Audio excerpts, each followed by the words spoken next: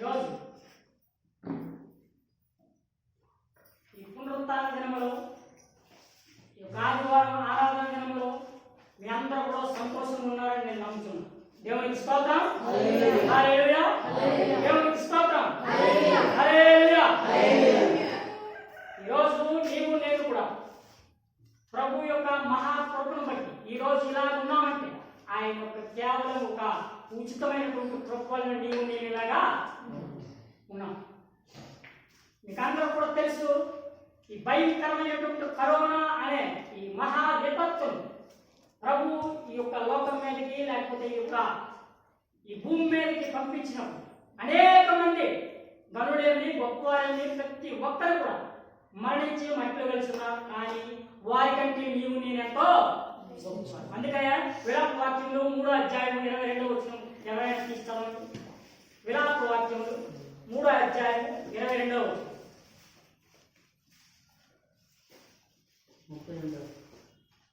విలాప వాక్యములు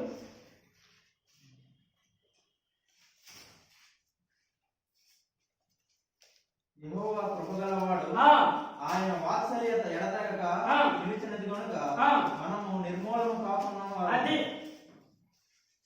యెహోవా కృపగలవాడు కాబట్టి ఆయన వాత్సల్యత మనందరి ఎడతెగక నిలిచి ఉన్నది. కాబట్టే ఈరోజు నీవు ఇలాగా ఈ మెట్టవలసలో ఈ సిఎఫ్ చర్చిలో మనమందరం కూడా కూడుకుని ప్రభువును ఆత్మతోనూ సత్యముతోనూ ఆరాధించుకోవడానికి ఆయన ఇచ్చిన మహా కృపను బట్టి ఎంతైనా మనము ఆయనకి స్తుతించబద్దులమై ఉన్నాం. మీరందరూ కూడా మాట్లాడాలి సైలెంట్ కూడా ప్రభు సన్నిధి మీరు అందుకే మనం ఒక వాక్యం స్టార్టింగ్ లో ఏం చదువుకున్నాం? 95వ కీర్తన 2వ వచనం మీకు ఒకటి చదవండి. చదువుకున్నాడు ఎంతమంది ఉన్నాడు? కృతజ్ఞతాస్తుతులతో ఆయన సన్నిధికి వచ్చేదము, కీర్తనలు పాడుచు ఆయన పేరిట సంతోషగానము చేయుదుము.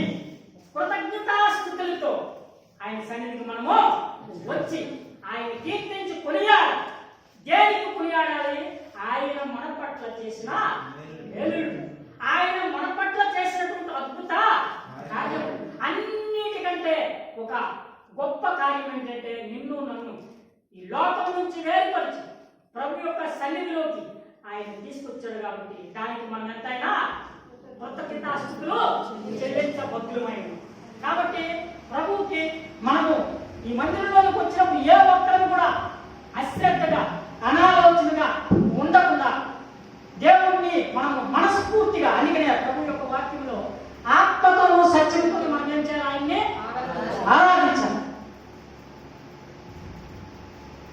మనము మీరు ఏం చేస్తారో నాకైతే తెలియదు, కానీ నేను ఇంటి దగ్గర నిన్నే ఈ ఊరు రావడానికి అన్నప్పుడు నేను ఇంటి దగ్గర ఎంతో ప్రార్థన చేసుకుని ప్రభు యొక్క వాక్యాన్ని సిద్ధపడి దేవుని మందిరానికి వచ్చాం. మనం కూడా ప్రభు యొక్క మందిరంలోకి మనం వెళ్ళినప్పుడు ఇంటి దగ్గర దానికి కావలసినటువంటి సిద్ధపాటు కలిగి మనం దేవుని మందిరానికి.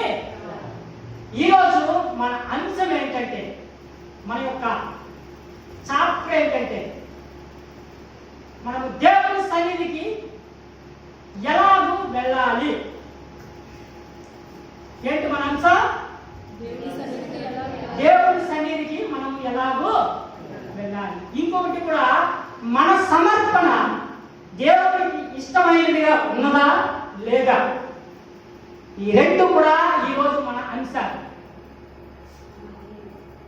మనము దేవుని సన్నిధికి వెళ్ళినప్పుడు మన ప్రవర్తన ఎలా ఉంది, మనం ఏ రీతిగా దేవుని సన్నిధికి వెళ్ళాలి, ఏ రీతిగా దేవుని సన్నిధికి వెళ్ళకూడదు, మన సమర్పణ అనేది మన ప్రార్థన అనేది దేవునికి ఇష్టంగా ఉన్నదా ఒకవేళ లేదా అనేది మన యొక్క అంశం.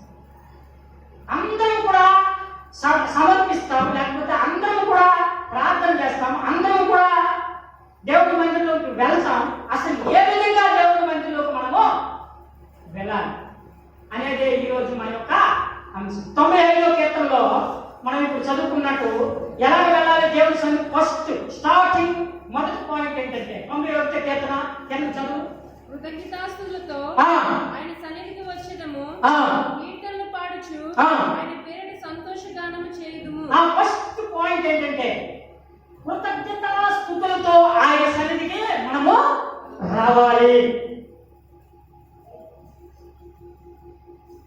మన పట్ల దేవుడు చేసినటువంటి అద్భుత కార్యాలకి, మన పట్ల దేవుడు చేసినటువంటి అనేకమైనటువంటి వేడికి, మన పట్ల దేవుడు చేసినటువంటి అనేకమైనటువంటి రక్షణ కార్యానికి మనము దేవుడిని కృతజ్ఞతాస్తుతులు చెల్లించి మన పట్ల చేసినటువంటి ఆ మేలులను, విన్నవాటిని, కన్నవాటిని, నాతో ఉన్నటువంటి యేసయ్య గొప్ప కార్యాలను నా పట్లే కాకుండా అనేక మందిని నేను తెలియజేస్తానని అలాంటి కృతజ్ఞత భావం నీలో ఉన్నదా? ఒకవేళ కృతజ్ఞత హీనుడుగా ఉన్నావు.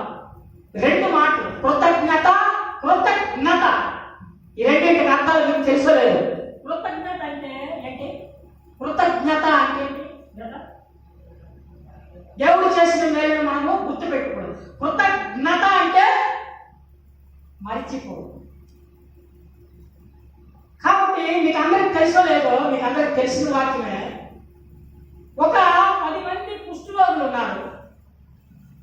10 మంది కుష్ఠరోగులు కూడా ప్రభువు దగ్గరికి వచ్చి, ప్రభువా మమ్మల్ని ఈ కుష్ఠరోగం నుంచి, ఈ వ్యాధి నుంచి మమ్మల్ని బాగు చేయు ప్రభువా అని వారు దేవుడి దగ్గర అడిగినప్పుడు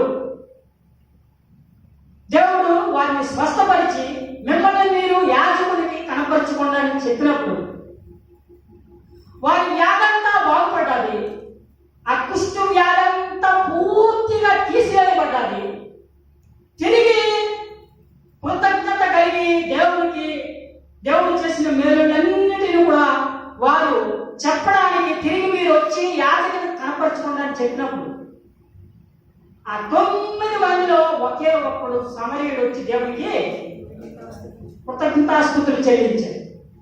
దేవుడు అడిగాడు, ఆ 9 మంది ఎక్కడ అని అడిగాడు. నీవు నీ రోజు ఆ కుష్ఠరోగులాగా మనము దేవుడు చేసిన మేలులను మరిచిపోయి బ్రతుకుతున్నామా, లేకపోతే ప్రభువు చేసినటువంటి మేలుని హృదయంలో కలుపుకోవచ్చు, నీ పట్ల చేసిన, నీ కుటుంబం పట్ల చేసిన అనేకమైనటువంటి అద్భుతకరమైనటువంటి మేలులను అనేక మందికి తెలియజేస్తా ఉన్నాం, లేకపోతే దేవుడు చేసిన మేలును మరిచిపోయి తిరిగి లోకంలో కలిసిపోతా ఉన్నాం. అందుకనే ఓసియా గ్రంథం ఓసియా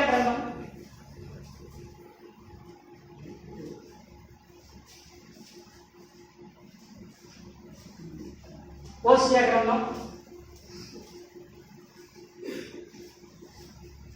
వారికి మేత దొరక్క తిని తృప్తి పొంది గర్పించాలని మాట్లాడుతున్నాం. చదవండి.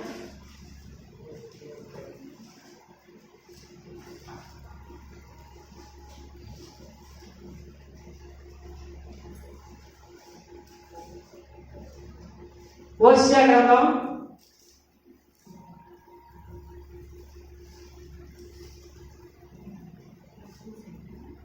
30 చదవండి ఎవరైనా.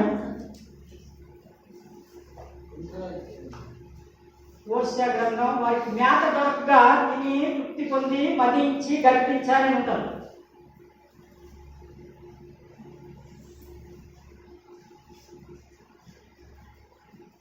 కాబట్టి మనము దేవుడు చేసిన మేలులను మనం ప్రతి దాన్ని కూడా గుర్తుపెట్టుకొని ఆయన చేసినటువంటి మేలులను మర్చిపోకుండా ఆయన చేసినటువంటి అద్భుత కార్యములను గుర్తుపెట్టుకొని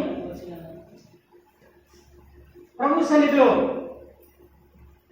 ఓసియా గ్రంథం 13వ అధ్యాయం 6వ వచనం. ఓసియా గ్రంథం 13వ అధ్యాయం 6వ వచనం. తరువాత వారికి మేత దొరకగా వారు తిని తృప్తి పొందిరి, తృప్తి పొంది గర్వించి నన్ను మరిచిరి. అది ఈరోజు అలా ఉన్నావా? నువ్వు ఈరోజు వాక్యం విన్నటువంటి మనమందరం కూడా అలాగ బ్రతుకుతా ఉన్నామా? మేత దొరకగా తిని తృప్తి పొంది గర్వించి దేవుణ్ణే మర్చిపోయినటువంటి బ్రతుకు నీకు నాకుందా? అందుకనే కీర్తన గ్రంథం 16వ అధ్యాయంలో ఏమనుంటుందంటే,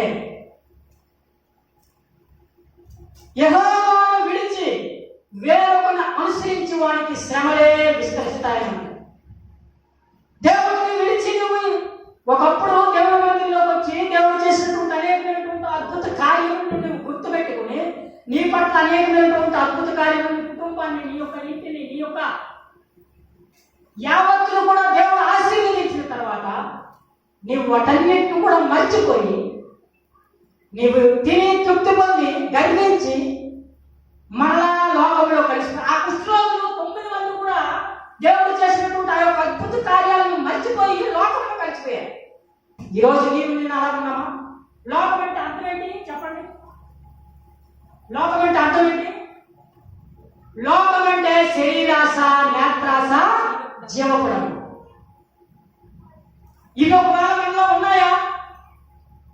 లోకంలో కలిసిపోతా ఉన్నామా? అందరితో హల్లెలూయా కులంతో గోవింద, నలుగురితో నారాయణ అనే జీవితం నీకు నాకుందా? లేకపోతే ప్రత్యేకమైనటువంటి బ్రతుకుతో అందరితో కలిసి కాకుండా నువ్వు ప్రత్యేకంగా ప్రభువు కోసం నీవు ఉదయం ఇచ్చి నీ పట్ల చేసినటువంటి అద్భుత కార్యములని అన్నింటికంటే ప్రాముఖ్యంగా ఒకప్పుడు తాగుబోతివి, తిరుగుబోతివి, ఒకప్పుడు నువ్వు పొలాయి దగ్గరికి వెళ్తే నీకెంత బూతు మాటలు ఆడేదానివో అలాంటి నిన్ను దేవుడు రక్షించి ఈరోజు దేవుడు మందిరాన్ని తీసుకొచ్చాడు. ఆ అద్భుతకరమైనటువంటి రక్షణ కార్యాన్ని ఇంకా కొంతమందికి తెలియజేస్తా ఉన్నావా? లేకపోతే అది మర్చిపోయి ఎక్కడ చేసిన బొమ్మలు అక్కడలాగే ఉందా? ఎలాగ మనం బ్రతుకుతాము? మన సమర్పణ, మన ప్రార్థన అలాగే ఉంది. కృతజ్ఞతాస్తుతులతో దేవుడి మందిరానికి మనము రావాలి. ఈరోజు వచ్చేవాడు నా ప్రియ చెల్లెమ్మ, నా ప్రియ అక్కలారా, నా ప్రియ తమ్ముళ్ళు, అన్నలు, మనమందరం కృతజ్ఞతాస్తుతులతో ఈరోజు వచ్చామా? అందుకనే ఎపిసోడ్ రాసిన పత్రికలు ఏమనుందంటే పాపం చేతను అపరాధం చేతను చచ్చి నిత్యము కూడా ఉన్నటువంటి నన్ను క్రీస్తుతో కూడా బ్రతికించాడు దేవుడు. అలా చెప్పగలుగుతా ఉన్నావా? ఒకప్పుడు నేను పాపంతో అపరాధంతో చచ్చి నిత్య నరకానికి వెళ్ళిపోయినటువంటి నన్ను దేవుడు రక్షించాడు. కాబట్టి మీరు కూడా రండి. ఆ సమరయశ్రీ ఏమని చెప్పింది?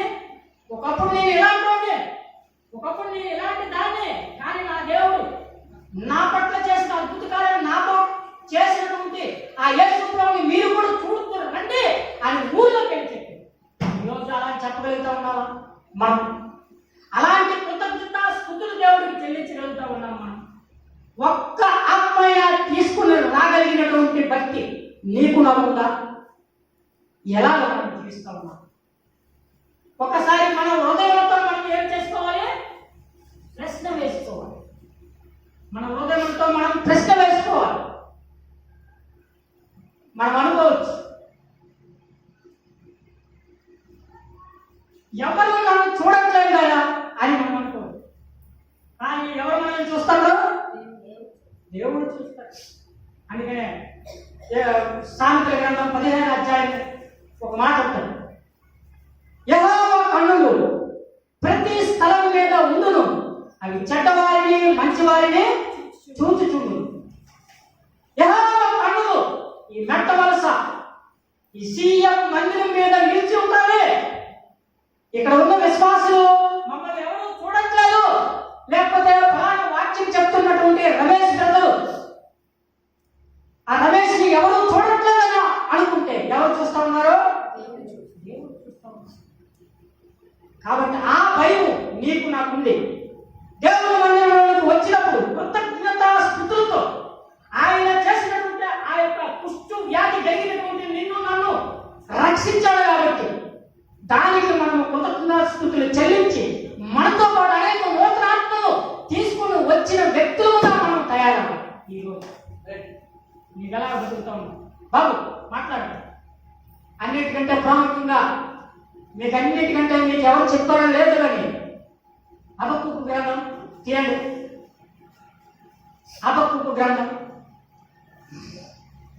2వ అధ్యాయం 20వ వచనం చదవండి ఎవరైనా. హబక్కూకు గ్రంథం 2వ అధ్యాయం 20వ వచనం. అయితే యెహోవా తన పరిశుద్ధ కార్యములో ఉన్నాడు, ఆయన సన్నిధిని లోకమంతయు మౌనంగా ఉంచుతాడు. అది జకర్యా గ్రంథం 2వ అధ్యాయం 13వ వచనం. సకల జనులారా, యెహోవా తన పరిశుద్ధమైన నివాసం ఇచ్చి ఉంచుచున్నాడు, ఆయన సన్నిధిని మౌనంగా ఉంది. అది సకల జనులారా, మీరు కాంపని ఉన్నారు కానీ ఇలాంటి అస్సలు చిన్న ఆయన వాక్యం నీ హృదయంలో నా హృదయంలో పనిచేస్తుంది. ఆయన యొక్క పరిశుద్ధ నివాసం విడిచి మన మధ్యకు వస్తా ఉన్నాడు దేవుడు. కాబట్టి మనం ఎలా ఉండాలి? మౌనులై ఉండాలి. ఆయన పరిశుద్ధ నివాసం విడిచి మన మధ్య ఎక్కడైతే నా నామం ఇద్దరు కూడి ఉంటారో వారి మధ్య నేను మనం అనుకోవచ్చు. మనమనే కాదు, లోకస్తులు అనేక మంది అనుకోవచ్చు, ఏంటి పని పాటు లేదు, ఎప్పుడు ప్రార్థన వాక్యం ఇవే అంటారు. కానీ మనతో ఎవరున్నారు? ప్రభు ఉన్నాడు. ఆయన పరిశుద్ధాత్మ దేవుడు, మనందరితో కూడా దేవుడు ఉన్నాడు. కాబట్టి ఆ యొక్క నిశ్చయత, ఆ యొక్క పట్టుదల మనకుంది ప్రభు సన్నిధిలో. ఆ కృతజ్ఞతాస్తుతులతో దేవుడి మందిరానికి మనము రావాలి. ఈరోజు వస్తావా? ప్రసంగి గ్రంథం 2వ పాయింట్. ప్రసంగి గ్రంథం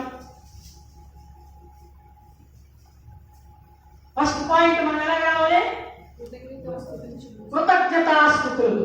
సెకండ్ పాయింట్ ఎలాగ రావాలి, ఎలాగ రాకూడదు అనేదే ఈరోజు మన యొక్క అంశం. ప్రసంగి గ్రంథం 5వ అధ్యాయం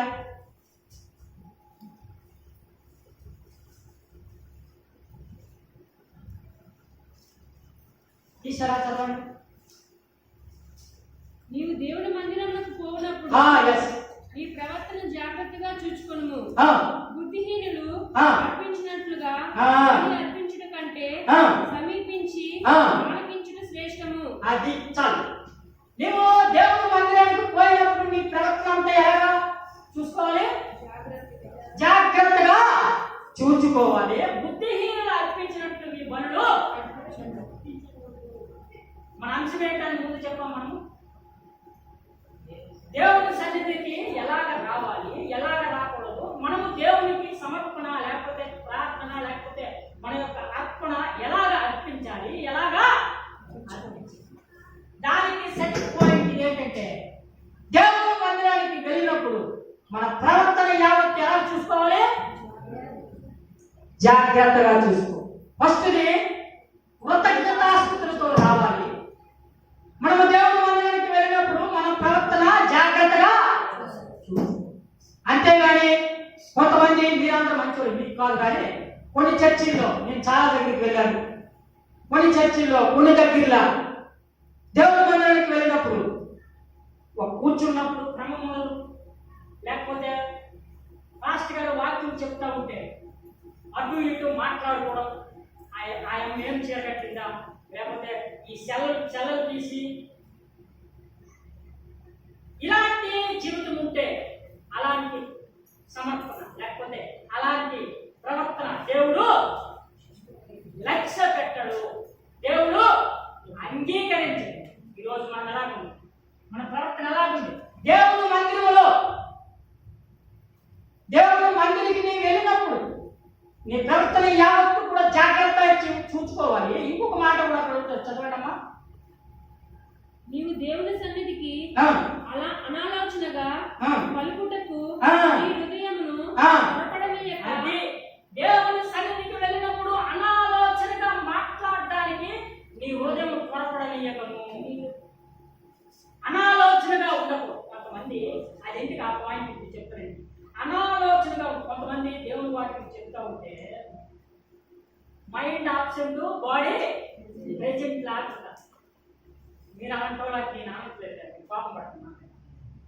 కొంతమంది దేవుని వాక్యం వినడానికి వచ్చి అక్కడ నేను ఇంటి దగ్గర ఏం దూరం తీసాను, లేకపోతే బట్టలు ఆడేసి లేట్ అయిపోతాను, వర్షం పడిపోతుంది, పొయ్యి మీద దూరం తెలిసి ఏమైపోతుంది, లేకపోతే ఆ క్రికెట్ మ్యాచ్ జరిగిపోతుంది, ఎవరు గెలుస్తారు ఏంట, ఇలాంటి ఆతృత కలిగి లోకం యొక్క మనస్సు, లోకం యొక్క పోకడలు హృదయంలో పెట్టుకుని దేవుని మందిరానికి వచ్చిన అలాంటి సమర్పణ లేకపోతే అలాంటి హృదయాన్ని దేవుడు ఏం చేయడం?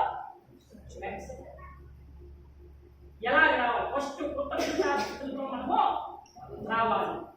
అనాలోచనగా దేవుని మందిరానికి రాకుండా మన ప్రవర్తన అంతా జాగ్రత్తగా చూసుకోవడానికి దేవుని మందిరానికి రావాలి. కాబట్టి మనం ఎలా బతుకుతాం? అన్నిటికంటే ఇంకొక పాయింట్ కూడాను చాలా మోస్ట్ ఇంపార్టెంట్. నేను అందరి దగ్గర కూడా ఇదే చెప్తాను. వన్స్ దేవుని మందిరంలో నువ్వు వచ్చినప్పుడు మళ్ళీ ఆరాధన అయిపోయిన తర్వాతే మనం ఏ పనిలోనైనా ఏ విషయంలోనైనా వెళ్ళాలి. అంతేగాని మధ్యలో వెళ్ళడం తిరగడం ఇలాంటివన్నీ కూడా మనము భక్తి అంటే ఆశామాసిత. అందుకనే భక్తి అనగా అర్థం ఏంటి చెప్పండి, మీకు ఎవరైనా తెలిస్తే చెప్పండి, సంతోషిస్తాను. భక్తి అనగా అర్థం ఏంటి బ్రదర్ చెప్పండి, చెప్పండి. భక్తి అనగా అర్థం ఏంటంటే యాకోబు రాసిన పత్రిక 1వ అధ్యాయం, అది కూడా ఎందుకు చెప్తానంటే ఇవన్నీ మనం తెలుసుకొని ఈ విధంగా మనం బ్రతికినప్పుడు అలాంటి సమర్పణ దేవుడు ఇష్టపడతాడు. అలాగే మనం దేవుడి మందిరానికి వచ్చినప్పుడే దేవుడు ఇష్టపడతాడు. కానీ ఈ విధంగా లేకుండా ఏదో సరదాగా సందడిగా అలవాటుగా, అందుకనే దేవుడి వాక్యం ఏమనుకుంటే మత్తయి సువార్తలో మనస్సులు కల్పించినటువంటి దైవోప పద్ధతులను ఆచరించి మీరు ప్రార్థిస్తారు. మీ హృదయము నాకు దూరంగా ఉన్నది, మీ యొక్క మనసు ప్రొగిపోయి ఉన్నాయని అక్కడ మాట్లాడు. మన యొక్క చెవులు, మన యొక్క హృదయం దేవుడికి దూరంగా ఉంది. ఎందుకు? ఏదో అలవాటుకరమైనటువంటి భక్తి చేసినటువంటి భక్తి, అలవాటుగా ఏదో రమేష్ వెళ్తున్నాడని, లేకపోతే సురేష్ వెళ్తున్నాడని, లేకపోతే నేను వెళ్ళకపోతే పలానా దానియాలు గారు ఏమనుకుంటారేమో అని ఇలాంటి బ్రతుకులతోనే మనం ఒకవేళ ఈ రోజు దేవుని మందిరానికి వెళ్తా ఉన్నారు.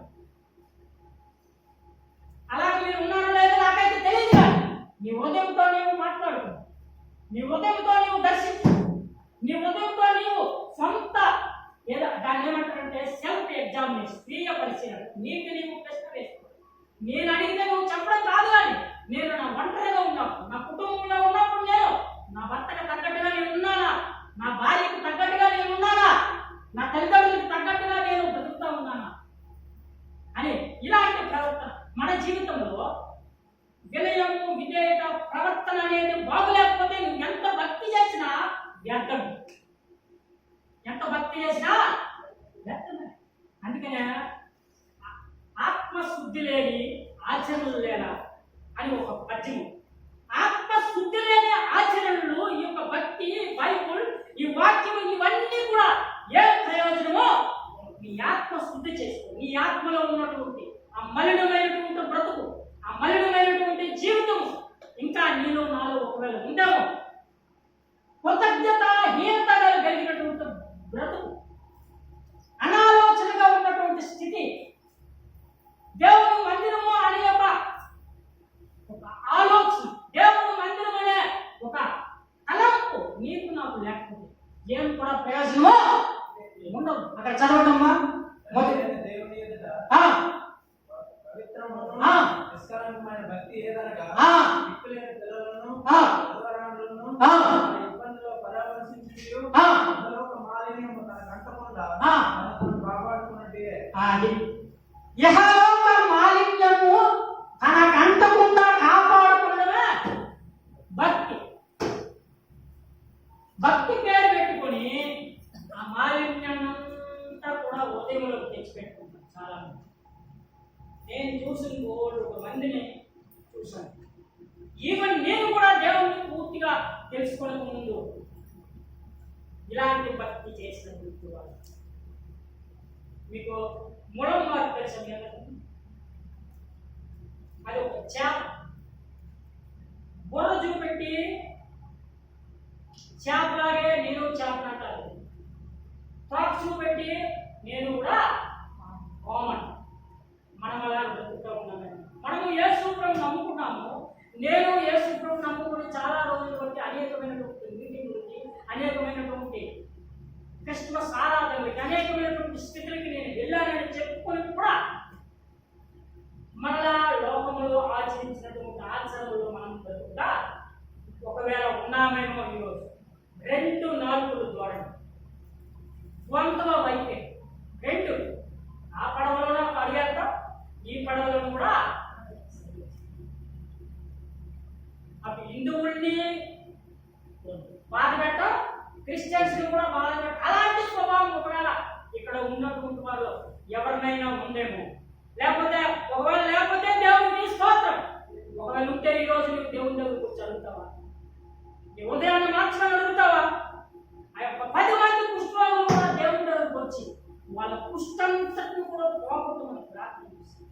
కుష్టి వ్యాధి అంటే దాని అర్థం ఏంటి? హృదయంలో ఉన్నటువంటి పూర్తిగా మలినమైనటువంటి స్వభావం. నీ హృదయంలో ఉన్నటువంటి ఇంకా దేవునికి అయిష్టకరమైనటువంటి కార్యాలు ఏమైనా ఉన్నాయేమో అందుకని దేవుని వాక్యం ఉంటుంది. ఉదయం అన్నిటికంటే ఘోరమైన వ్యాధి కలిగి దాన్ని గ్రహింపగలిగిన వాడు ఎవడు? దేవుని వాడు. ఉదయం అన్నిటికంటే ఇక్కడ వాక్యం వింటానే కానీ అనేకమైనటువంటి వ్యాధి మీద ఉదయంలో ఆలోచనలు చేస్తావు. హృదయం నిండిన దాన్ని బట్టి నోరు మాట్లాడుతుందని దేవుని వాక్యం. హృదయంలో ఏదైతే ఉంటుందో బయటకు వస్తుంది. మనం ఇక్కడ ఆలోచించే వాక్యం వింటూ కూడా కొంతమంది తప్పుడు అభిప్రాయాలు, వాక్యం వింటూ కూడా అనేక మంది మీద కక్షలు పెట్టుకో, వాక్యం వింటూ కూడా అల్లా ఎమ్మలుగా ఇల్లు ఎమ్మలుగా అల్లా సహోదరుడుగా ఈ సహోదరుడుగా అని ఒకవేళ అలా ఉన్నాయేమో మనమందరం ఎలా ఉంటుంది? ఇలాంటి సమర్పణ కలిగి ఉంటే అది ఏమి కూడా ప్రయాసమో. ఆదికాండం 4వ అధ్యాయం, ఆదికాండం 4వ అధ్యాయం 2వ వచనం చదవండి ఎవరైనా. తరువాత ఆమె ఆ. అతని తమ్ముడగు ఆ. హేబేలును కనెను. ఆ. హేబేలు గొర్రెల కాపరి, ఆ. కయీను భూమిని శ్వేతపరచువాడు. ఆ. కొంతకాలమైన తరువాత ఆ. కయీను పొలము పంటలో ఆ. పంట యెహోవాకు అర్పణగా తెచ్చెను. ఆ. హేబేలు కూడా తన మందలో తొలిచూలిన పుట్టిన ఆ. వాటిలో కొవ్విన వాటిని కొన్ని తెచ్చెను. ఆ. యెహోవా ఆ. హేబేలును అతని అర్పణను లక్ష్యపెట్టెను. ఆ. కయీనును ఆ. అతని అర్పణను ఆ. లక్ష్యపెట్టలేదు. ఆ. కాబట్టి ఆ. కయీనుకు ఆ. పుట్టిన కోపం వచ్చి అది ఒకవేళ ఎలా ఉన్నామా? ఇప్పుడు ప్రార్థనలో వచ్చినటువంటి మనం ఎవరైనా అలాంటి ఉదయంతో ఎవరైనా వచ్చారో ఈరోజు కయ్యనుకున్నటువంటి మనసు ఎవరిలో ఉందేమో నాకు తెలియదు. ప్రభువుని అడగండి. ప్రభువా, నేను ప్రార్థనకు వచ్చి కూడా నా సహోదరి మీద, నా సహోదరుల మీద, నా పక్కింటోళ్ళ మీద, నా పొరుగుంటోళ్ళ మీద, నా ఇరిగింటోళ్ళ మీద నేనెంతో కోపం పెట్టి వేసులతో నేను కయ్యను లాంటి ప్రవర్తన ఎవరిలో ఉండే. కయ్యను ప్రార్థన చేయడానికి వచ్చాడు, ఒక అర్పణ అర్పించడానికి ప్రభు దగ్గరకు వచ్చాడు. కానీ తన సహోదరుని మీద వార్పలేని తనము వచ్చి ఈరోజు నీకు అలాంటి గుణం ఉందేమో. అలాంటి గుణంతో దేవుని దగ్గరికి రాకూడదు. మన అంశం ఏంటి? ఎలాగ రావాలి, ఎలాగా దేవుని మందిరంలోకి ఎలాంటి మనసుతో రావాలి, ఎలాంటి మనసుతో. కయ్యనికి ఎలాంటి మనసు ఉంది? కోపం, అసూయ. ఆ మనసుతో దేవుని దగ్గరికి వచ్చి ఏమి అర్పించాడు? అర్పణ అర్పించాడు. కానీ దాన్ని ఏం చేయలేదు దేవుడు.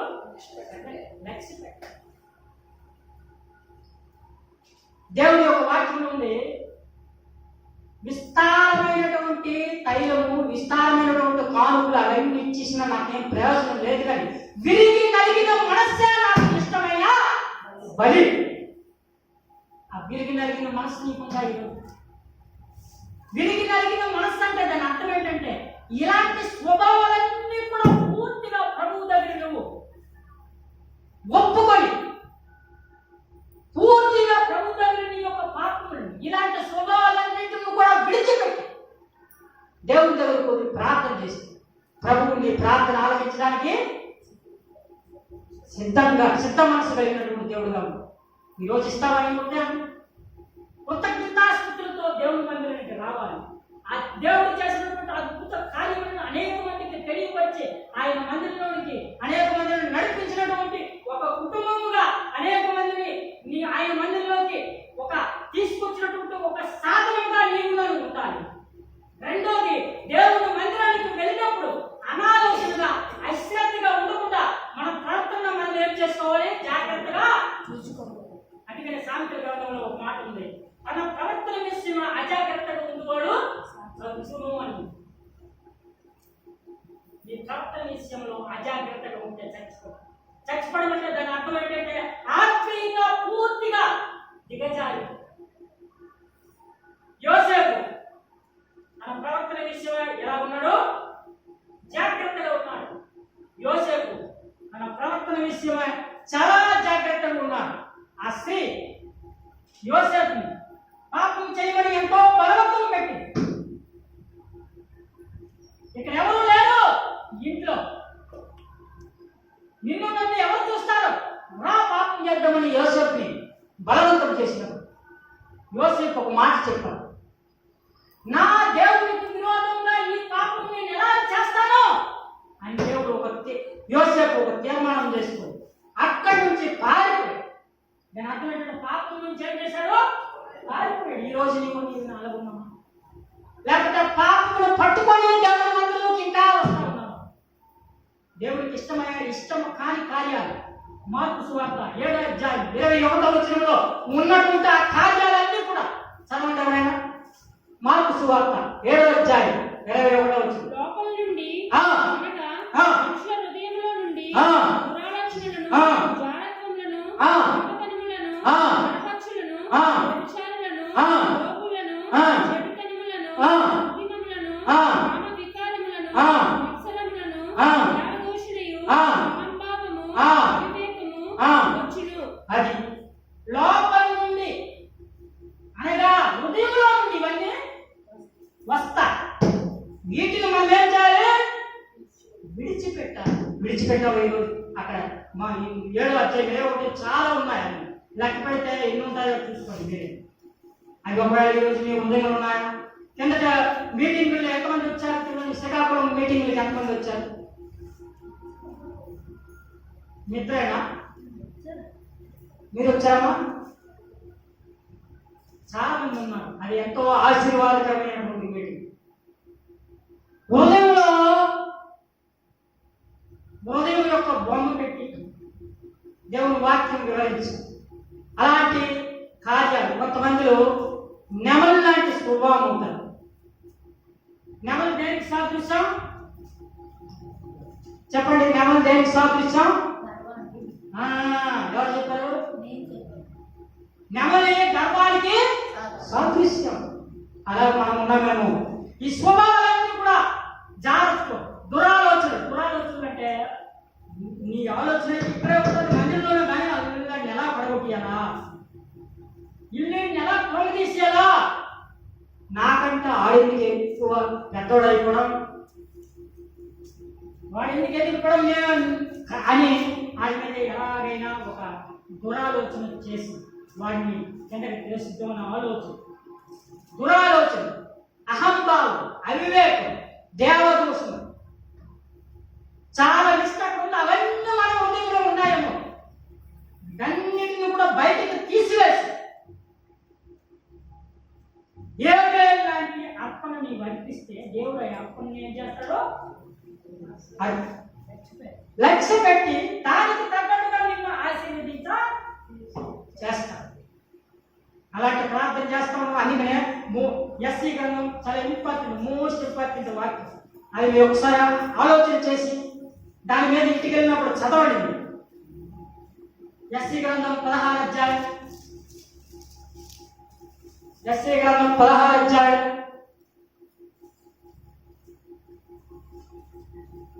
16వ అధ్యాయం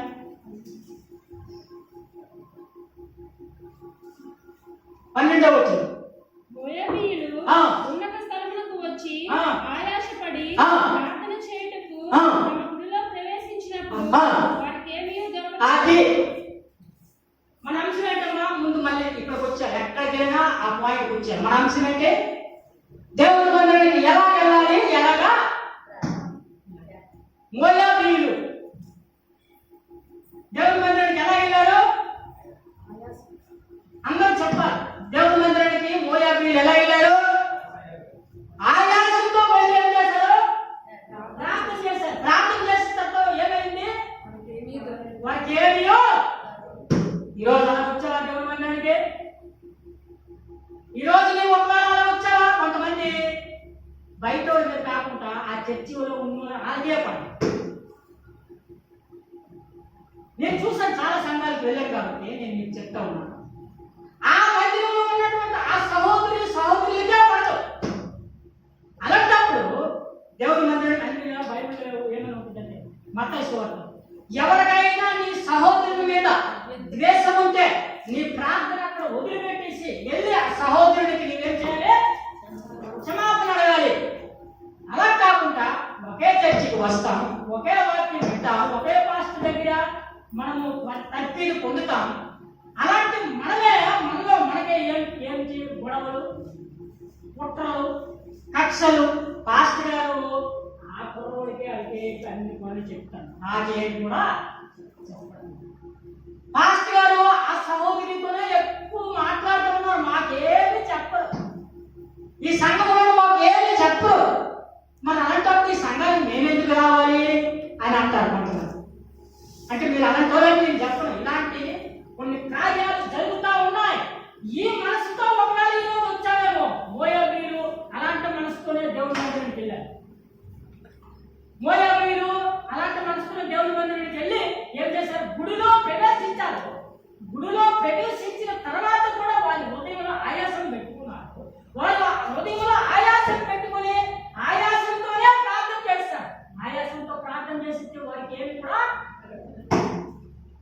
ఈరోజు నువ్వు ఎన్ని సంవత్సరాల నుంచి దేవుని మందిరానికి వస్తా ఉన్నావేమో, నీవెన్ని సంవత్సరాలు దేవుని మందిరానికి ఆయాసంతో, దుఃఖంతో, ద్వేషంతో, ఈర్ష, మదమాత్సర్యము, కుళ్ళు, కపటము, వ్యభిచారము, జారత్వము, దొంగతనము,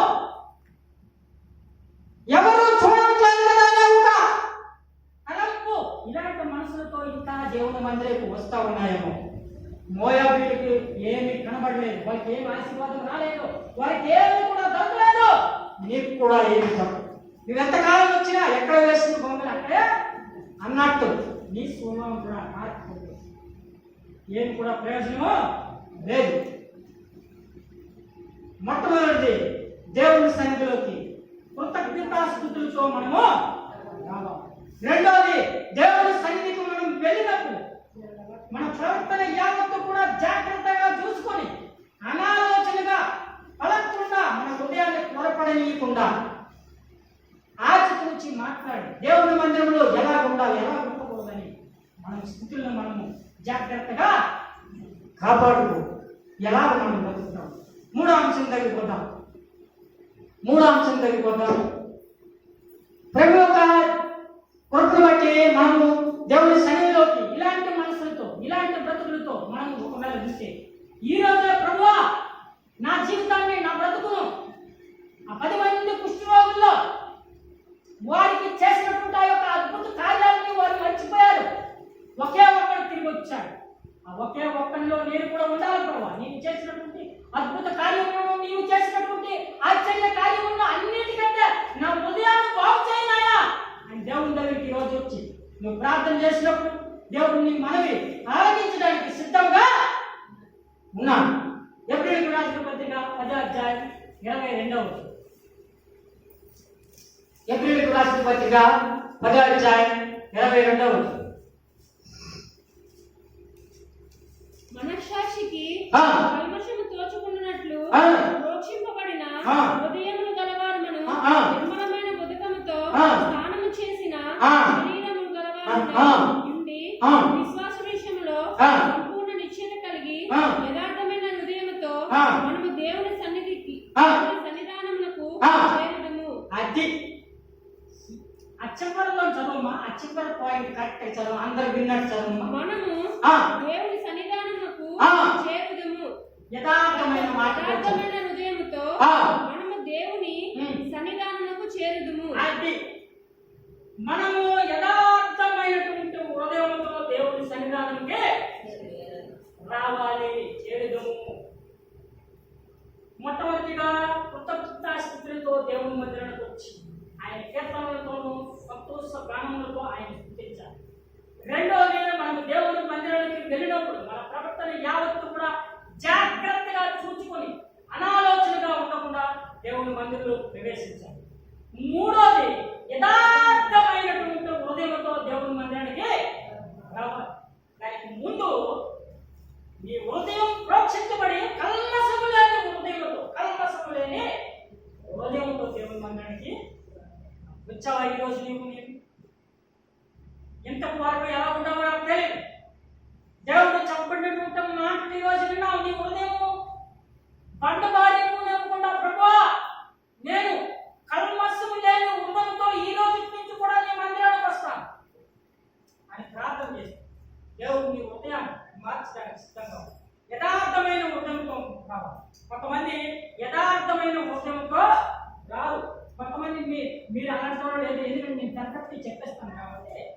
కొంతమంది పెద్ద పెద్ద మందిరాలు యవనస్తులు గురించి, ఎందుకంటే నేను చెప్పాను కాబట్టి దేవుని సేవకులుగా చాలా మందిరాలకు కూడా మీరు అలాంటి వాళ్ళు కాదని నేను దేవుని సంఖ్య ఒప్పుకుంటున్నాను. చాలా మందిరాలు కూడా యవనస్తులు చాలా మంది మందిరానికి తీసుకెళ్తారు, అమ్మాయిలు చూడటానికే 100% ఇలాంటి బ్రతుకు చాలా సంఘాల్లో ఉంది.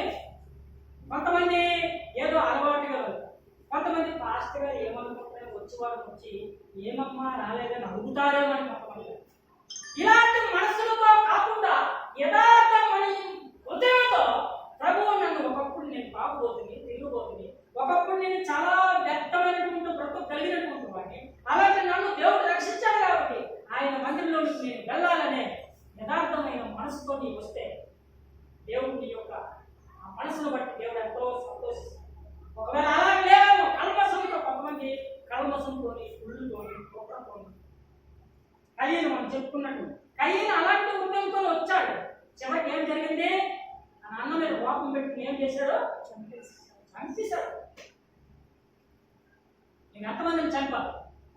చంపడం అంటే దాని అర్థము నీ నోటి మాటల ద్వారా ఎంతమందిని చంపాను.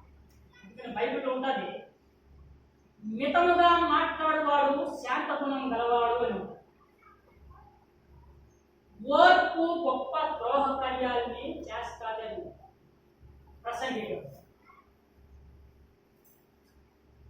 మన మాటలు ఒక పెద్ద దైవజనురాలు ఒక పెద్ద సేవకులు ఏం చెప్పారంటే, మనము తక్కువ తినాలా తక్కువ మాట్లాడాలా ఎక్కువ ప్రార్థించాలి.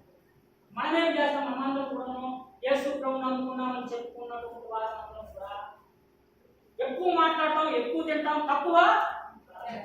ఇలాంటి గుణాలు మనకి ఈ స్వభావం నుంచి విడిచిపెట్టి ప్రభువా అలాంటి భక్తులకు నన్ను తీసుకెళ్ళి. ఇందాక మనము చదువుకున్నటువంటి యాకోబు రాసిన పత్రికలో చదువుకున్నట్టు నిష్కల్మైనటువంటి హృదయం విధవరాలను వారి ఇబ్బందుల్లో పరామర్శించడం కూడా అది నిజమైన. మీకు అందరికీ తెలుసలేదో జార్జ్ ముల్లర్, ఆయన గురించి చదువు. జార్జ్ ముల్లర్ ఆయన దేవుని చేత ప్రేరేపించబడి ఆయన యొక్క ప్రతి ఒక్క పాపాన్ని కూడా ఒప్పించబడి ఆయన ఒకనొక దినమందు సేవ చేసుకుని నడుస్తూ ఉండగా ఒక చిన్న పిల్లడు అడుగుతున్నటువంటి పిల్లడు ఏమైనా ఉంటుందేమో డబ్బులు అడిగాడు ఆ సేవకుడు. ఆ రోజే ఆయన బస్సులో రూపాయి కూడా లేదు. ఎంతో బాధపడి ఆ సేవకుడు ఏం చెప్పాడు? నీవు ఈ రోజు నాతో వస్తే నీవు చచ్చిపోయినంత వరకు కూడా నేను నిన్ను తెచ్చుకొని నీకు ఆకలింటి ఎరగనివ్వకుండా నేను నిన్ను తెచ్చుతానని చెప్పి ఆ పిల్లడు ఆ ఒక్క పిల్లడితో స్టార్ట్ చేసినటువంటి సేవ అనాథాశ్రమాన్ని బోల్డ్ మంది సేవకులని బోల్డ్ మంది సేవకురాళ్ళని తయారు చేసినటువంటి ఒక గొప్ప దైవజనుడిగా ఆయన తయారయ్యారు. అంటే దాని అర్థం ఏంటి? ఇబ్బందుల్లో ఆయన ఏం చేశారు? పరామర్శించారు. మనకి బోల్డ్ మంది అమ్మ నా బాగుంది చూస్తావు ప్రార్థన చేస్తున్నాం, లేకపోతే ఎవరి ద్వారా నీకు తెలిసిన అని మనము ఈ మనసు అనేది రాకూడదు. ఇవి మీకు తగవు, ఇవి మనకి ఎందుకంటే తగవంటే దేవుడిని నమ్ముకున్నాం కాబట్టి అలాంటి కార్యాలు మనకి ఉండాలి. థర్డ్ పాయింట్ ఏంటి? మనం ఇప్పుడు చదువుకున్నటువంటి వాక్యం ప్రకారం యథార్థమైన హృదయంతో మనం దేవుడి మందిరానికి రావాలి. వచ్చామా ఈరోజు? యథార్థమైన హృదయంతో మనం వచ్చాము దేవుడి మందిరానికి. అక్కడ చాలా మోస్ట్ ఇంపార్టెంట్, మనస్సాక్షికి కల్మషము తోచకుండా. మనస్సాక్షి సెల్ఫ్ కంట్రోల్, మనము ఆలోచించుకోవాలి. ఈ మనస్సాక్షి అనేది ఉంటుంది. నీవెలాంటి వాడు, నువ్వెలాంటి తిరిగిపోదు, నువ్వెలాంటి తిట్టుపోదు, నువ్వెలాంటి మంచివాడు, నువ్వెలాంటి ఉంటావో, నలుగురిలో ఉన్నప్పుడు ఎలా ఉంటావో, సింగిల్గా ఉన్నప్పుడు ఎలా ఉంటావో నీ మనసుకి అది నీవేం చేయాలి? మనస్సాక్షికి కల్మషం తోచకుండా యథార్థమైన హృదయంతో ఆయన సన్నిధానంలోకి మనము రావాలి. మనము అందరం కూడా చర్చిలో ఉన్నప్పుడు చాలా డిసిప్లైన్గా చాలా భక్తిపరంగా ఉంటాం. మనం బయటికి వెళ్ళినప్పుడు మనం ప్రార్థన ఇదే మోస్ట్ ఇంపార్టెంట్. అన్నిటికంటే ఇంకొక పాయింట్ ఏంటంటే మనము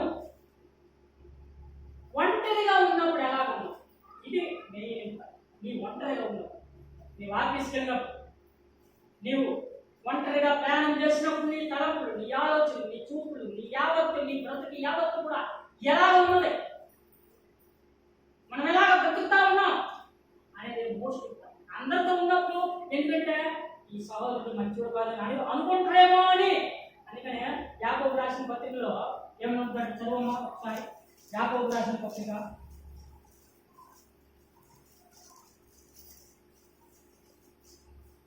2వ అధ్యాయం 1వ వచనం చదవమ్మా. ఆ సహోదరులారా, ఆ.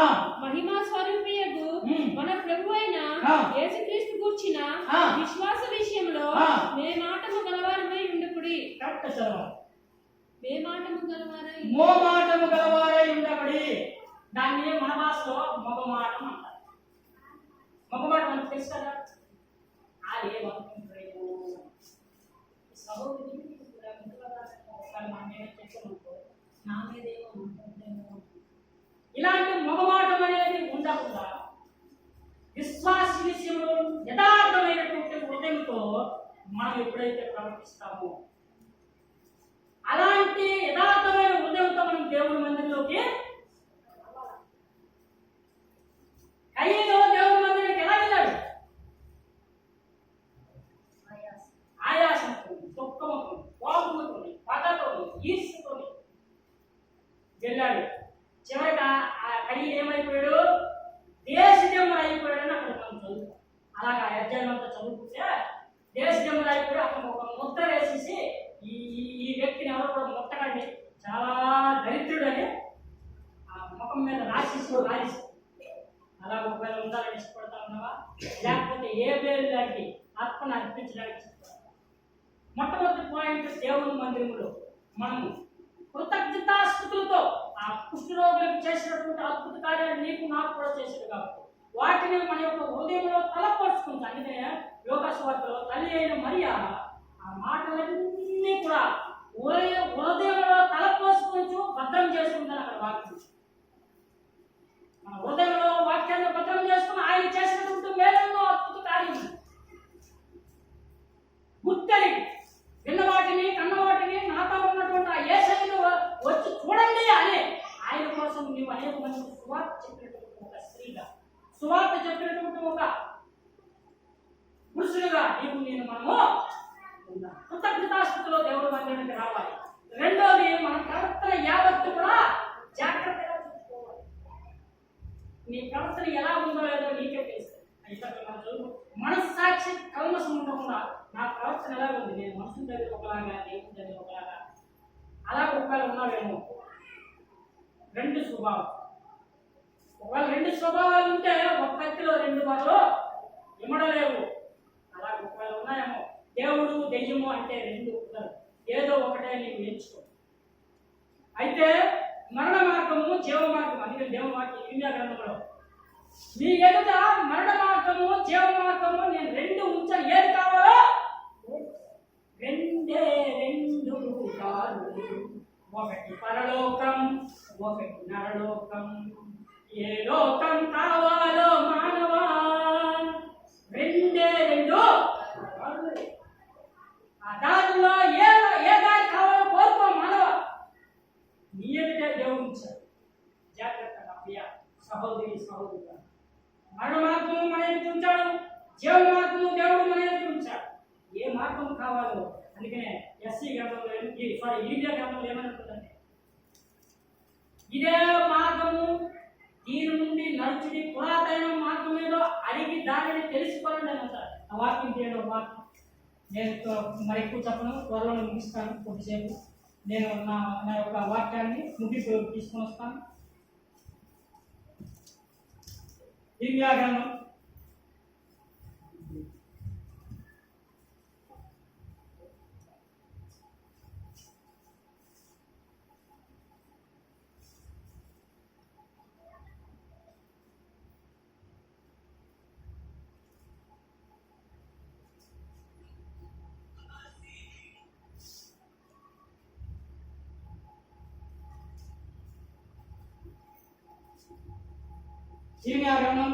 6వ అధ్యాయం 16వ వచనం.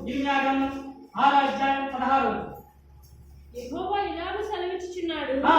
మార్గములలో నిలిచి చూడుడి, ఆ. పురాతన మార్గములను గూర్చి విచారించుడి, ఆ. మేలు కలుగు మార్గమేది ఆ. అని అడిగి ఆ. అందులో నడుచుకునుడి, ఆ. అప్పుడు మీకు ఆ. నెమ్మది కలుగును. ఆ. అయితే ఆ. వారు ఆ. మేము అందులో ఆ. నడుచుకునమని చెప్పుచున్నారు. అది ఇది వేయం పట్టే మేలు కలుగు మార్గమేదో అడిగి అందులో నడుచుకోనండి అని చెప్తే వాళ్ళు ఏమంటారు, మేము అందులో నడుచుకోము, మేము అందులో రాము, ఆ మార్గాల్లోకి మేము రాము.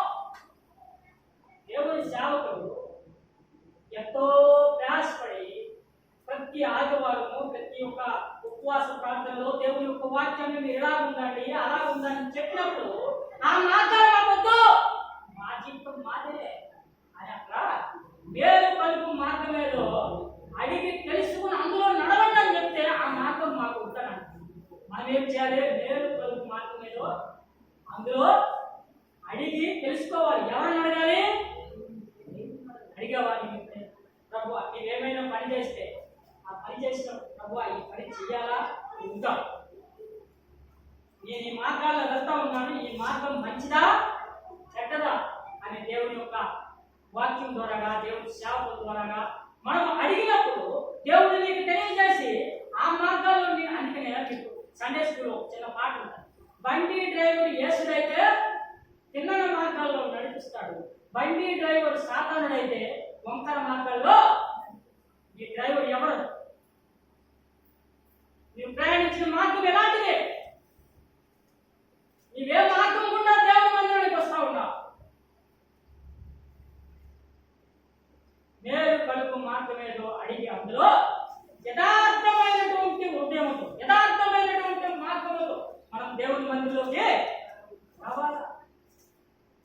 ఇంకొకటి కూడా మీకు మోస్ట్ ఇంపార్టెంట్ థింగ్ చెప్తాను. మనం దేవుని మందిరంలోకి వచ్చినప్పుడు మన అంశం ఏంటంటే ఇదే కాబట్టి మీకు తెలియకపోతే నేను తెలియజేస్తున్నాను. దేవుని మందిరానికి వచ్చినప్పుడు దేవుని మందిరానికి మన యొక్క కూర్చోవడం కూడా చాలా జాగ్రత్తగా కూర్చోవాలి. ఇది మన ఇల్లు కాదు, మన యొక్క లేకపోతే ఏదో ఒక సినిమా కాదు, ఒక ఏదో ఇది ఆసామాసి ప్లేస్ కాదు. దేవుని యొక్క మందిరంలో ఉన్నాం. చాలా జాగ్రత్తగా మనము కూర్చోవాలి. మోస్ట్ ఇంపార్టెంట్ మన యొక్క అందుకనే దావీదు కీర్తనలో నా నడక నా పడక నీకు తెలిసే ఉన్నది, నేను కూర్చుంటుట నేను లేచుట నీకు తెలుసు ప్రభువా. నేను ఎలా కూర్చుంటున్నానో, నేను ఎలా నడుస్తా ఉన్నానో, నేను ఎలా పడుకుంటా ఉన్నానో, నేను ఏ మార్గానికి వెళ్తా ఉన్నానో, నేను ఎక్కడికి వెళ్తా ఉన్నానో తెలుసు అంతా కూడా. కాబట్టి మనం మొట్టమొదటిగా ఎలా ఉండాలి? కృతజ్ఞతాస్తుతులతో దేవుని మందిరానికి ఎందుకు మిమ్మల్ని అడుగుతా ఉన్నానంటే అందుకనే సామెతల గ్రంథం 38 దానికి రిలేటివ్గా ఉన్న వాక్యాలను మీకు చూపిస్తాను. ఎందుకు ఇవన్నీ నేను పదే పదే మిమ్మల్ని అడుగుతా ఉన్నానంటే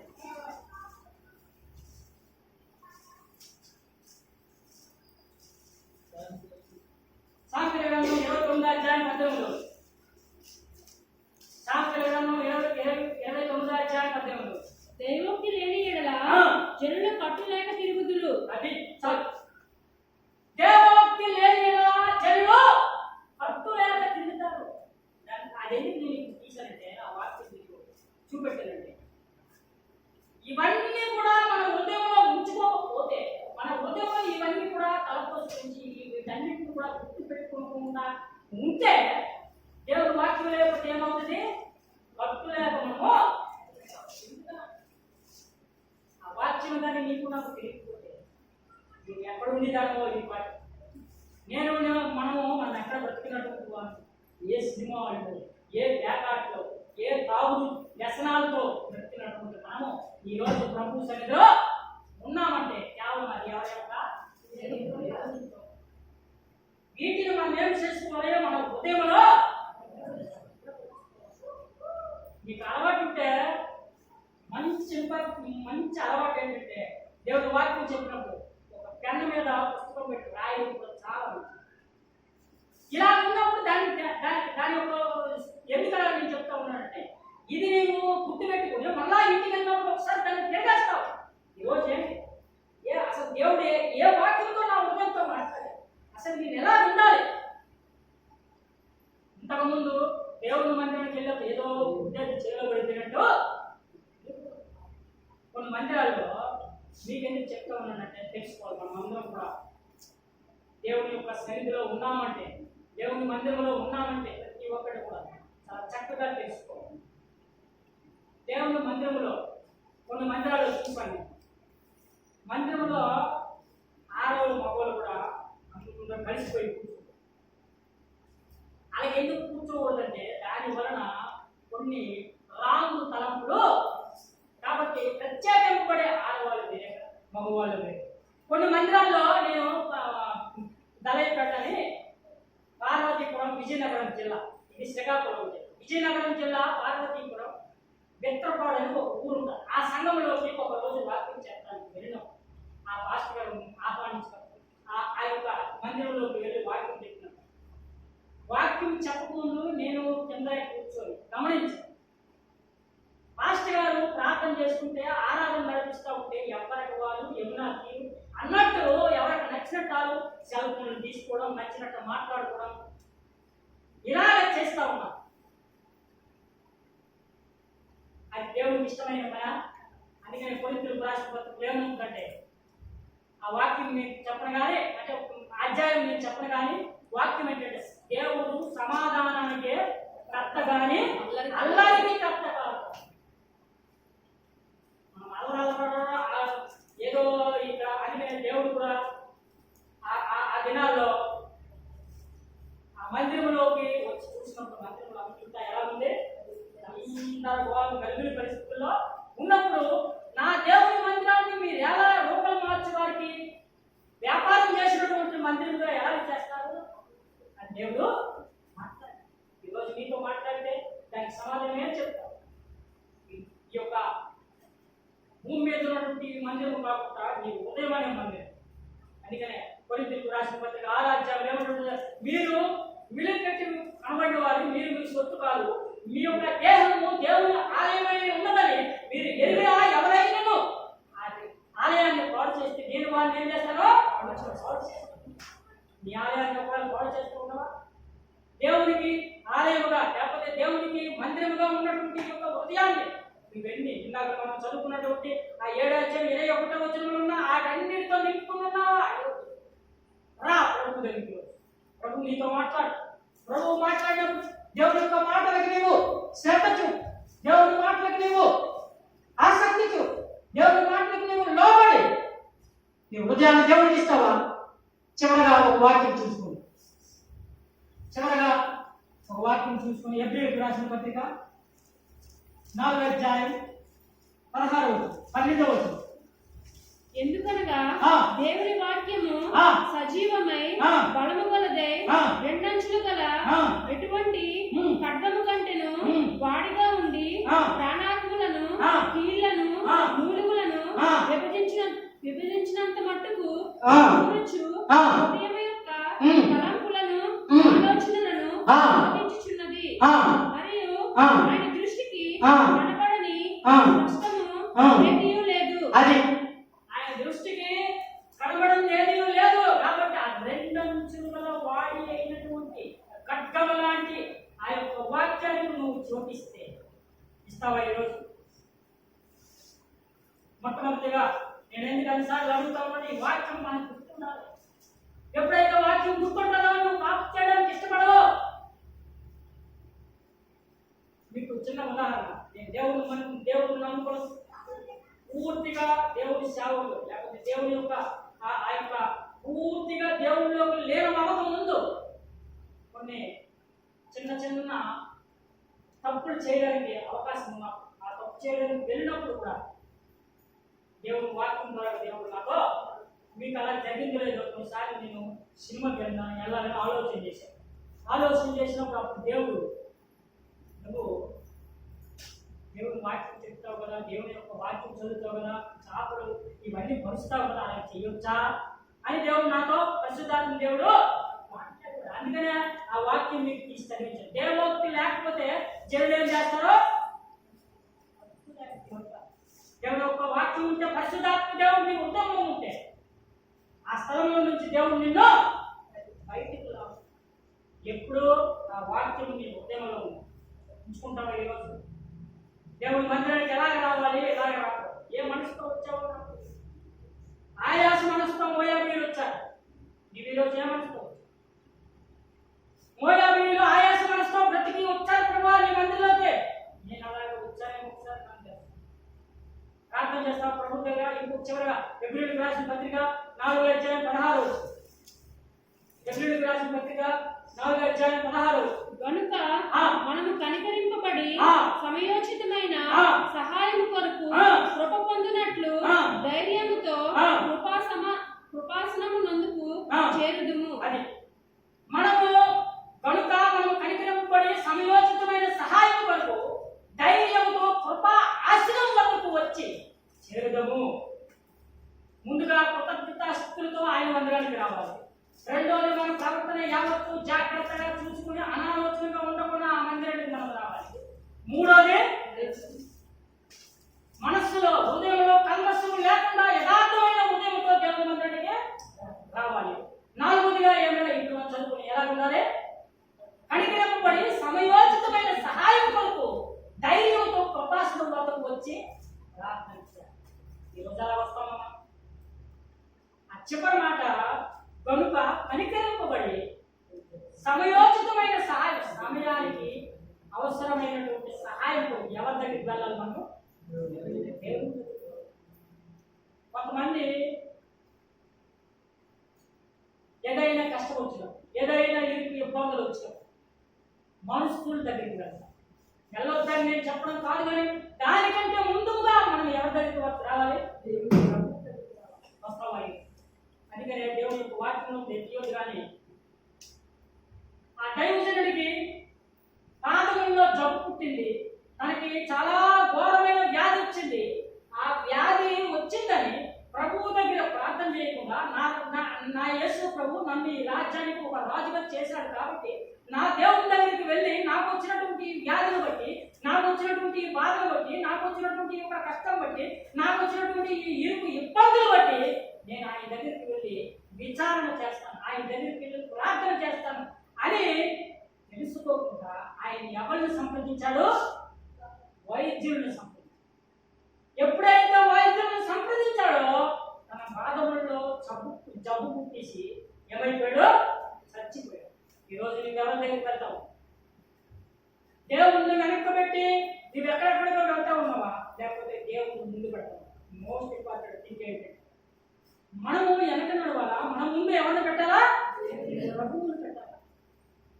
ప్రతి ఒక్క కార్యం మనం లేచినప్పుడు, నిల్చున్నప్పుడు, నడిచినప్పుడు, పరిగెట్టినప్పుడు దివ్యోపదేశ కాండంలో ఏమనుంటుందంటే వాక్యం. ఆ వాక్యాన్ని మనం కంట పోసినగా ధరించుకోవాలి. మన హృదయంలో, మన యొక్క ఇంట్లో చాలా మంచి ఈ వాక్యాలు ఇలాగ రాసి పెట్టింది. మన యొక్క హృదయం అంతటా, మన ఇంటి అంతటా దేవుని యొక్క వాక్యాన్ని మనం జత చేసి ఆయన దగ్గర మనం ప్రార్థన చేసి ఆయన దగ్గర మనం విచారణ చేయాలి. ప్రతి ఒక్క చిన్న పని కూడా ప్రభువా ఇదిగో నేను ఈ ఊరు వెళ్తాను, ప్రభువా ఇలా నేను చేయాలనుకుంటున్నాను అని దేవుని దగ్గర ప్రార్థన చేసి దేవుడు ఈ యొక్క ఆశలన్నింటినీ కూడా దేవుడు కనుక సమయోచితమైన సహాయం కొరకు మనం కనికరింపబడి ఆయన సహాయం చేయాలంటే కృపా ఆశనం వద్దకు మనం వెళ్ళి కృపా సింహాసనం, ఈ కృపా సింహాసనం వద్దకు దేవుని దగ్గరికి వచ్చి ఆయన మాట ఎలా అగ్ని వంటిది, అగ్ని లాంటి మాటలు నీ హృదయంలో, నా హృదయంలో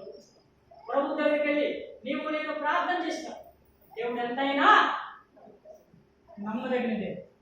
కాబట్టి మనం ఎలా ఉన్నాం చెప్పండి? దేవుడు ఈరోజు ఎన్ని మాటల ద్వారా నీకు నాకు మనము ఎలాగా దేవుడి మందిరానికి రావాలి, ఎలాగ రాకూడదు చెప్పండి?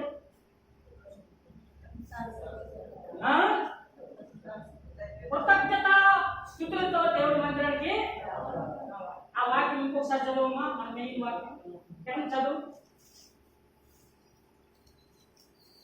95వ కీర్తన చివరగా మళ్ళీ కృతజ్ఞత స్తుతులతో ఆయన సన్నిధికి వచ్చేదము. కీర్తనలు పాడుచు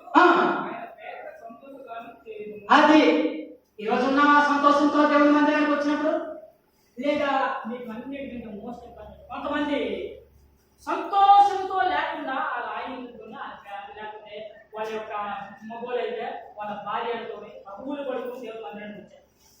అది కరెక్ట్ అయిన పద్ధత. ముందు ఆ భర్తతో లేకపోతే ఆ భార్యతో ఏం చేయాలి?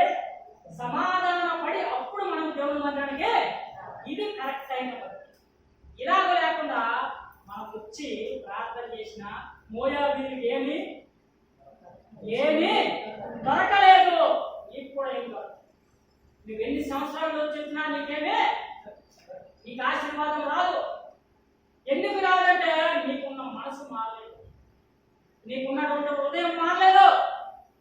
అలాంటి హృదయంతో నీ మందిరంకి వస్తే ఏమి కూడా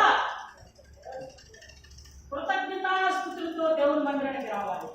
రెండోది, నీ ప్రవర్తన యావత్తు జాగ్రత్తగా చూసుకొని అనాలోచనగా ఉండకుండా దేవుని మందిరానికి రావాలి. మూడోది, యథార్థ హృదయంతో రావాలి. నాలుగోది,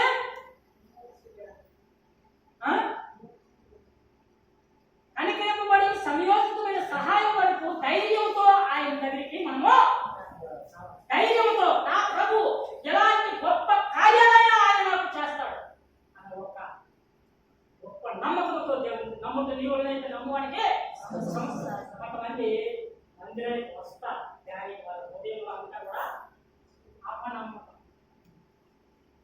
నిజంగా యేసులో నన్ను మారుస్తున్నా లేకపోతే నిజంగా నాకు పెద్ద మేడ కట్టిస్తాడు, ఇలాంటి ఆలోచనలు కొంతమంది దేవుని మందిరానికి అపనమ్మకమైన తోమ లాంటి జీవితం. తోమ ఏం చేశాడు? యేసు ప్రభు లేచి వచ్చాడని చెప్పినా నమ్మకుండా నేను ఆయన పక్కనలో ఉన్న ఓటు గుడిస్తే కానీ నిన్ను ఇలాంటి స్వభావం ఇలాంటి హృదయంతో నేను దేవుని మందిరానికి ఒకళ్ళు వచ్చాయేమో. తోమ లాంటి ఎలా కయ్యను వచ్చాడు దేవుని మందిరానికి, ఆయన ఎలాంటి మనసుతో వచ్చాడు? ఆయాసంతో. మోయాబీయులు కూడా వచ్చారు దేవుని మందిరం అనుకున్నాను మంచి మాట్లాడు.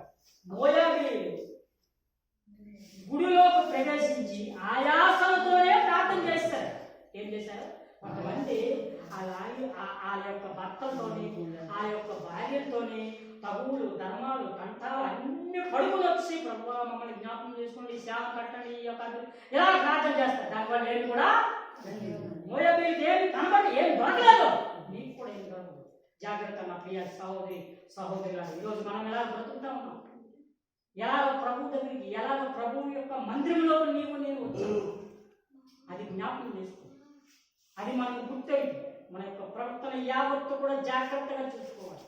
నీ ప్రవర్తన విషయమే అజాగ్రత్తగా ఉంటే చేస్తావు. కయ్యను తన ప్రవర్తన విషయమే అజాగ్రత్తగా ఉండి ఇంకొక మాట కూడా అక్కడ అన్నాడు. మీరు చదివారు లేదు, బైబిల్ చదువుతారు లేదు నాకు తెలియదు, కానీ ఏమని ఉందంటే అక్కడ మాట.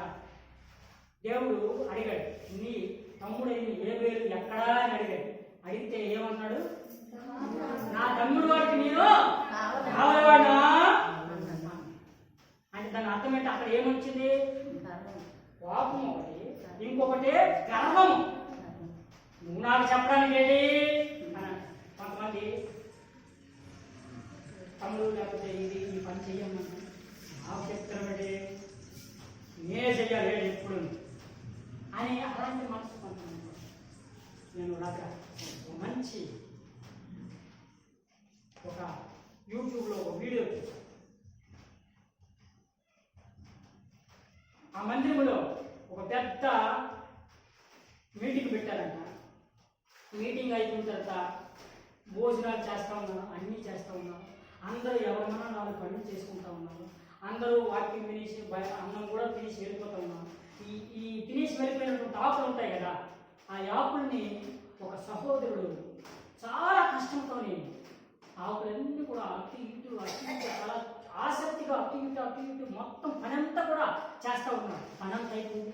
ఈ వాక్యం చెప్పినటువంటి పాస్టర్ గారు అదంతా గమనిస్తూ ఉన్నప్పుడు మీటింగ్ అయిపోయింది. ఈ పని అంతా కూడా ఈ సహోదరుడు చేస్తారు. సహోదరుడు ఆయన అనకూడదు, కానీ ఆయన పెద్ద వయసు, ఒక 40-50 సంవత్సరాలు కూడా ఆయన ఉంటా.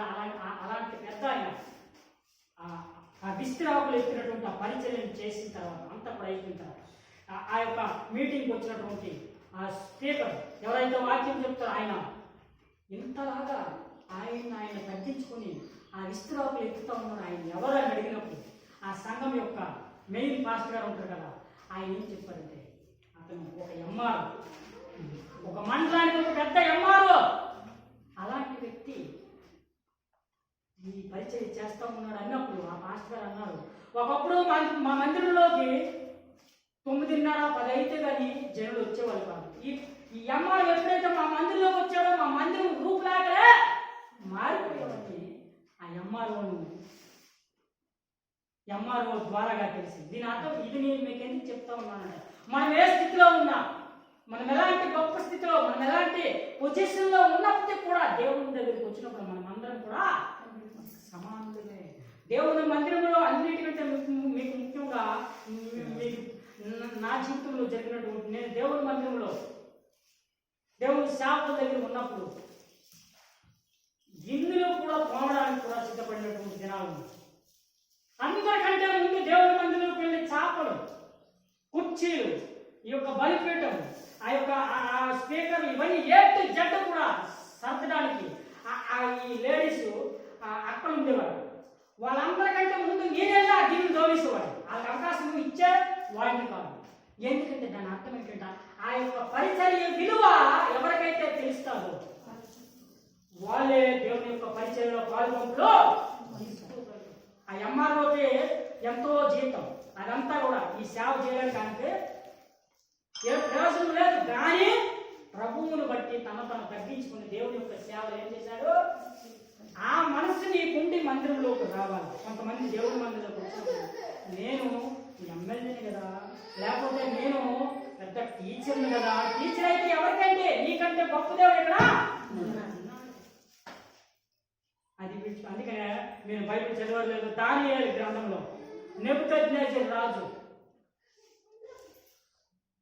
నేను కట్టించిన ఈ మందిరం నా రాజ్యం, నా ఘనత, నా నా నా అన్నాడు. ఎప్పుడో దేవుడు ఏం చేశాడు, అతనికి గడ్డి వేయించాడు, పచ్చగడ్డి వేయించాడు.